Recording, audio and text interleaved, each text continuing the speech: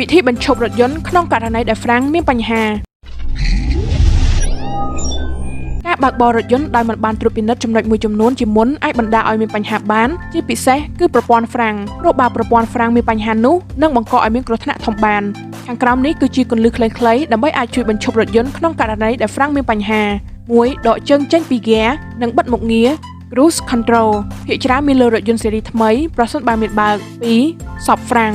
ការសបហ្វ្រាំងជាច្រើនដងអាចជួយបង្កើនសម្ពាធហ្វ្រាំងបានគ្រប់គ្រាន់ដើម្បីអាចបញ្ឈប់រថយន្តបានប៉ុន្តែវាអាចចំណាយពេលរៀងយូរបន្តិច3បដូរប្រអប់លេខទៅចំណុចទាបការបដូរប្រអប់លេខទៅចំណុចទាបគឺជាវិធីសាស្ត្រមួយបន្ថយល្បឿនរថយន្តដោយម៉ាស៊ីនប្រសិនបើមានប្រព័ន្ធលេខអូតូអាចបដូរវាទៅចំណុចទាបភ្លាមៗចំពោះប្រអប់លេខដៃវិញគួរតែបន្ថយម្ដង2លេខហើយកុំបន្ថយលឿនពេកព្រោះបើលឿនពេកអាចបណ្ដាលឲ្យអ្នកបាត់បង់ម្ចាស់ការបាន4ប្រើប្រាស់ហ្វ្រាំងសង្គ្រោះបន្ទាន់ជាធម្មតាហ្វ្រាំងសង្គ្រោះបន្ទាន់ឬហ្វ្រាំងដៃអាចជួយបញ្ឈប់រថយន្តបានប៉ុន្តែអាចចំណាយពេលយូរព្រោះវាបញ្ឈប់តែកង់ក្រោយប៉ុណ្ណោះ5ផ្ដល់សញ្ញាឲ្យអ្នករួមដំណើរលើផ្លូវជាមួយគ្នាឲ្យបានដឹងដើម្បីប្រុងប្រយ័ត្នអ្នកអាចផ្ដល់សញ្ញាដោយប្រើប្រាស់ស៊ីផ្លេឬប្រើប្រាស់ភ្លើងសង្គ្រោះបន្ទាន់ការបើកកញ្ចក់រថយន្តដើម្បីផ្ដល់សញ្ញាក៏ល្អម្យ៉ាងដែរហើយវាអាចប្រើប្រាស់កម្លាំងខ្យល់ដើម្បីបន្ថយល្បឿនរថយន្តបាន